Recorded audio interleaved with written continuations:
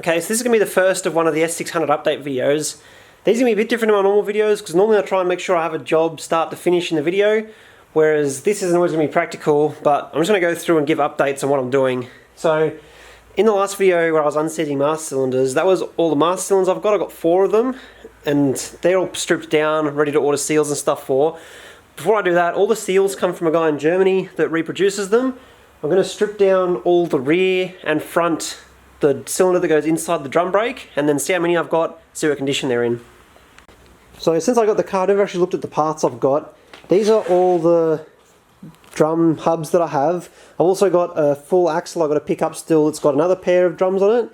But it looks like I've got a matching pair of rear ones, which is that one and the one sitting over there. I've got a pair of loose Series 2 front hubs, and I've got a pair of Series 1 front hubs. And then I have these two, which I guess go together, but they don't look like they're a matching pair of rear drive. And then I've still got a Series 1, I think it is. I've got to go pick one up. I've already organised to pick it up off someone else. So I've gone around a few minutes ago and sprayed WD-40 on all the nuts. So I'll start pulling it apart, get all the cylinders off, and start looking at them. So I've never worked on anything with drum brakes before. So these ones are simple enough. There's no shoes or springs or anything in the back ones I've got. So these are just two 10mm, and looks like they should come off. The other ones that have shoes in them still might be a bit of a challenge. So I've got most of the slave cylinders out. For some reason, I popped the drum off the front of this one. Someone's painted the inside of it yellow, so that's weird. Didn't have any pads in it, but yeah, it's yellow on the inside. Why? Why is it yellow? It also smells really funny, so it definitely feels like paint, but it smells really weird. Strange. Okay, so I'm down to the last two. This one here, I can't get the drum off, so I'll work on that in a second.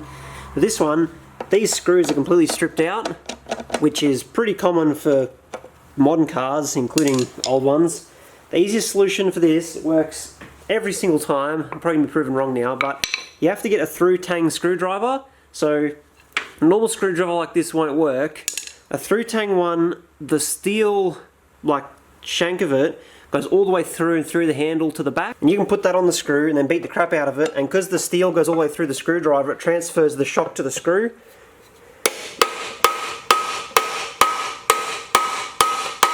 If you do it with a normal screwdriver, it always breaks the plastic handle as well. What that does, it reforms the head of the screw, and it normally knocks it loose as well.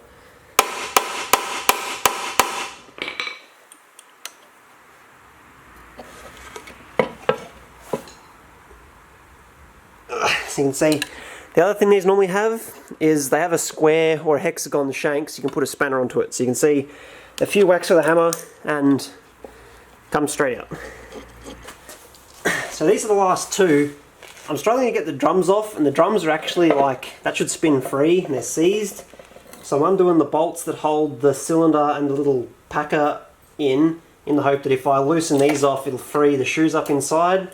But with the amount of dirt that's coming out of them, I reckon this one's going to have a big wasp nest inside it, and this one might also have like a big nest or ant's nest or something. But we'll find out. Hopefully, like, I don't open it, it's just like bees and bees pour out or something, because that'd be bad.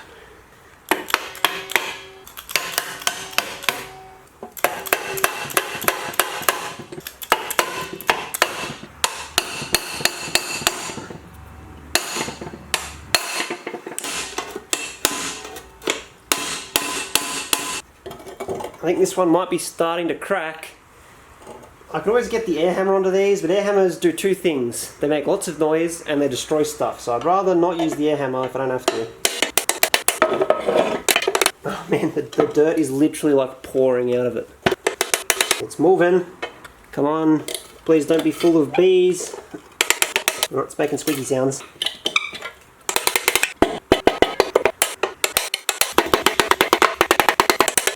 Okay, I've just like filled this one with WD-40 to see if it'll separate the pads. And now we'll hit this one a few more times. Yep. This one's actually starting to go. Oh yes. How does it not come off? It's come so far.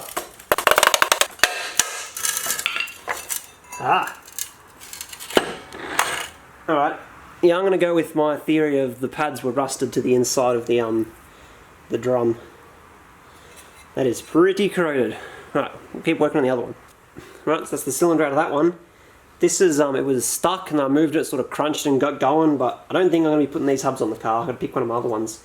This one, for some reason though, the brake pads out of it are blue. Maybe it's got 1960s Project Mu brake pads, even though I don't think that company existed then. Back to this one, last one. See if it's been sitting with WD-40 in it for 15 minutes. See if it feels like moving yet. At this point is where I wish I had an oxy torch so I could heat the aluminium drum up.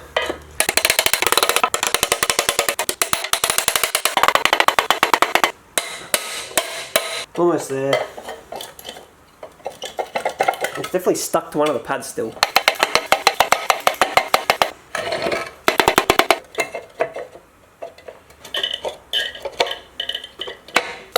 Okay, I've been banging this for an hour now, and it's lifted at this point. It won't come any further. So before I destroy it with the air hammer, I've got another thing to try.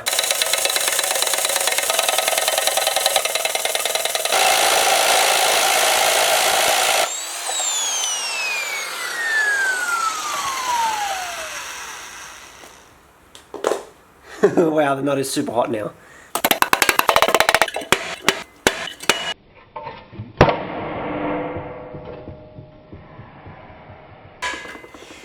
Yes! Oh man, it wasn't even the big nut that I undid that came off. It's got so much dirt in it. At least not full of spiders and stuff, although it does have a lot of dirt in it. But yeah, the pads were just rusted to the inside of the drum. So that was a mission and a half. Okay, this is perfectly smooth now. Was the drum stuck to the pads the whole time? Anyway, I can get the bit that I was in here for now. Oh, there's a lot of struggling. Finally got the piece I was after. It looked like whoever was driving this car was about time for some new brakes, because this one's just metal on metal, which is probably why it was rusted to the drum so badly.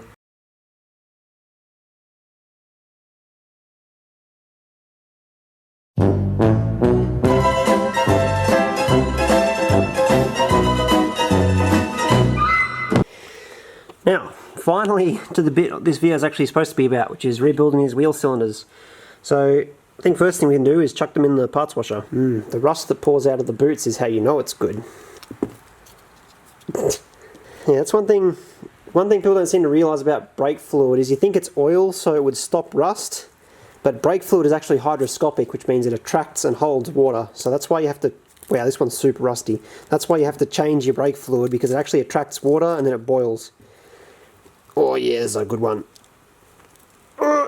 The boot is rusted on. How's that? How's rubber rusted to steel for you? So next step for them is they can all go in the parts washer in the ultrasonic cleaner. Unfortunately, I was taking the bleed nipples out. The bleed nipple actually snapped off this one, so we'll have to see if we can get that out later, but for now we'll drop it in here. I generally put them in here before I pull them apart, because being in this actually sometimes helps break the corrosion and stuff free and makes them easier to take apart. So we'll give them 10 minutes. We can listen to the horrible sound this thing makes. Cool, so they're all fresh out of the wash. I'm not really sure what to expect with these. Hopefully they're not too rusty inside, and I've got a couple of good ones in the bunch. I've never had anything with drum brakes. Actually, my City has drum brakes. I've never worked with the drum brakes. And I don't really know how these are put together. We'll have to see how seized they are. If the master cylinders I had are anything to go by, there'll probably be maybe a couple of good ones. Oh, one comes out easier. Oh, that's already 100 times better than what the master cylinders were like. The other master cylinders I had to press out with the grease gun because they're rusted solid.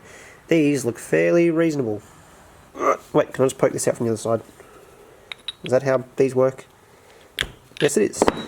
Cool. They're literally just a piston in a tube. Alright, pull the rest of them apart. So these ones cooperated. These ones will not. I can't get the piston to pop out. So like I did for the master cylinders, I made this adapter.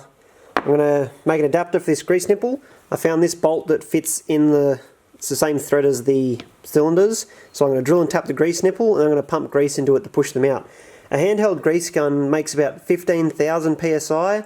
So over 1 square inch, that's like 7 or 8 tons. So even though this is under a square inch, this would be maybe 3-4 tons at least pushing out with the grease gun. So generally it does a pretty good job of getting stuck ones out. So we've got 4 to test it on. I'll make up that fitting.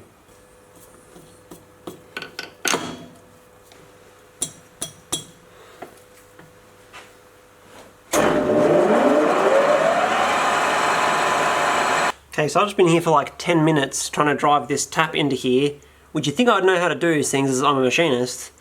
But these taps, I just got this huge box of taps from a garage sale. It's left-handed M6 tap. So I didn't know I had any left-hand taps, but I've been spinning it, wondering why it's not biting and trying to push it. Thought the hole was the wrong size, maybe the tap's blunt, or maybe the bolt's hard. No, it's a left-hand tap, so I'll have to mark those clearly because I didn't actually realise that I got any left-hand taps. Okay, so after finally figuring out that I had the wrong tap, I've got my little adapter made.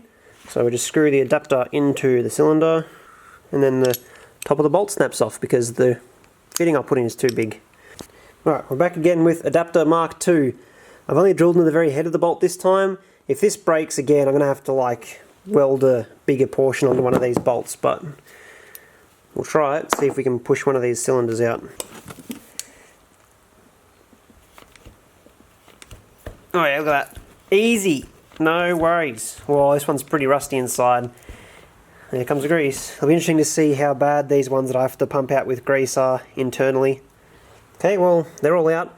To nobody's surprise, the ones that I have to press out with the grease are in the worst condition. Nothing looks super, like nothing's particularly stuffed. Like everything looks like maybe a quick hone on some of these will be okay. The funny thing is, the best one, which is this one, like the seals in it are still like super soft and rubbery, they're still flared out all the way. The inside of it's like nice and smooth. This is the one that the bleed nipple snapped off in. So this one I thought would be one of the rustiest ones. It's actually by far the best one.